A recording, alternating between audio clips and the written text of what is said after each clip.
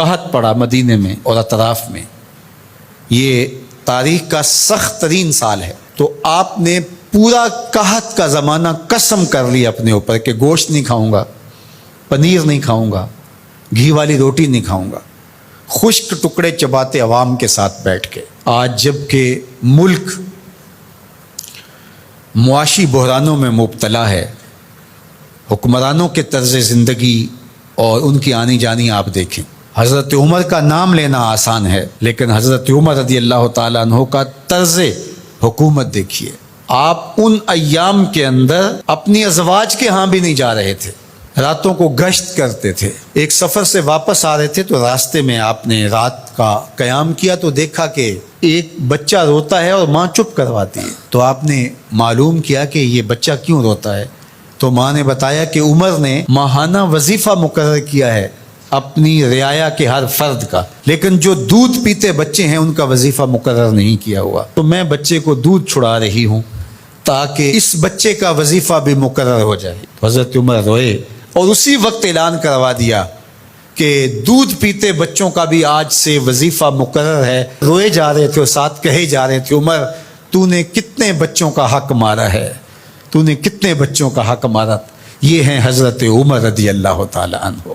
کفار کے لیے ان کی سختی، ایک وہ آپ کا باب ہے، ابو الخویسرہ ہو یا منافقین ہو یا وہ شخص جو حضور کو کہتا ہے آپ عدل کیجئے، یا حضور کے فیصلے کا جو انکار کرتا ہے، حضرت عمر کی تلوار کیسے فیصلہ کرتی ہے، ایک وہ پہلو ہے، اور دوسرا رعایا کے لیے حضرت عمر رضی اللہ تعالی عنہ کی یہ نرمی اور دل کے اندر یہ رقت اور یہ پیار، یہ حضرت عمر نے فلاحی ریاست کا وہ تصور دیا تھا جس سے اپنی رعایا کو اس طرح سے سہولت دی جاتی ہے۔ اسلام کا نظام رحمت ہی ہماری زندگی کی خوبصورتی کی ضمانت ہے۔ اس لیے میں تو یہی بات کہتا ہوں، اور گزشتہ سے پیوستہ کسی جمعہ میں نے یہ بات آپ سے کہی تھی کہ ہم نے کئی رنگوں کی جمہوریتیں بھی دیکھ لی، مارشل لاؤں کے نظم بھی ہم نے دیکھے، ہمارے درد کا مداوع کہیں بھی نہیں ہے، اور آج پھر آپ اسی سے علاج ڈھونڈ رہے ہو جو بیماری کا سبب و ذریعہ ہوا۔ میر بھی کیا سادہ ہیں کہ بیمار ہوئے جس کے سبب اسی عطار کے لونڈے سے دوا لیتے ہیں۔ اس جمہوریت نے ہمیں دیا کیا ہے؟ ان دنوں کے اندر جو تماشا ملک میں لگا رہا کہ آپ نے اس کو اپنی آنکھوں سے دیکھا نہیں ہے؟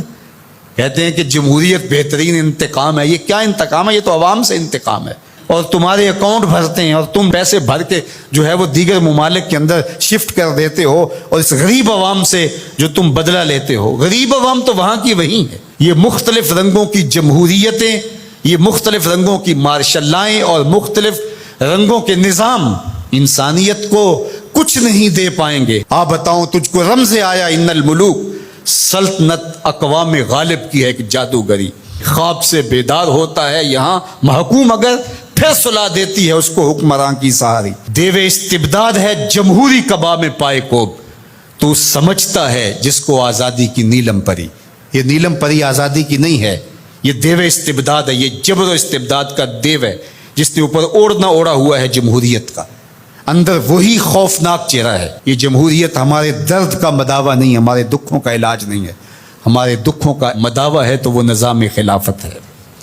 اس کے لیے مجھے اور آپ کو کوشش کرنی چاہیے۔ اس جمہوری نظم نے کیا دیا ہے مسلمانوں کو؟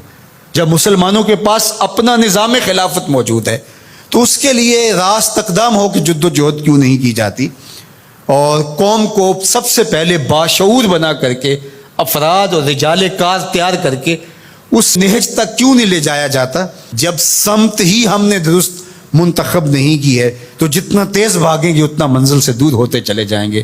اس لیے اسلام کا نظام خلافت جس نے پرامن زندگی کا نور دیا، اسلام کا خلافت راشدہ کا دور دنیا کی تاریخ کا سنہرا دور ہے۔ تو حضرت عمر کا زمانہ دیکھیے اور ان کا انداز حکمرانی دیکھیے، فلاحی ریاست کا تصور دیکھیے، لوگوں کے حقوق جو انہوں نے دیے، یہ انسانیت کے حقوق کے چارٹر کے اندر جو باتیں لکھی ہیں، یہ چربا حضرت عمر رضی اللہ تعالی عنہ سے لیا گیا۔ یہ سب سے پہلے قول حضرت عمر کا تھا کہ انسانوں کو ان کی ماں نے آزاد پیدا کیا ہے، کسی کو حق نہیں ہے کہ ان کو غلام بنا سکے۔ تو انسانی آزادی کا وہ تصور اسلام نے دیا۔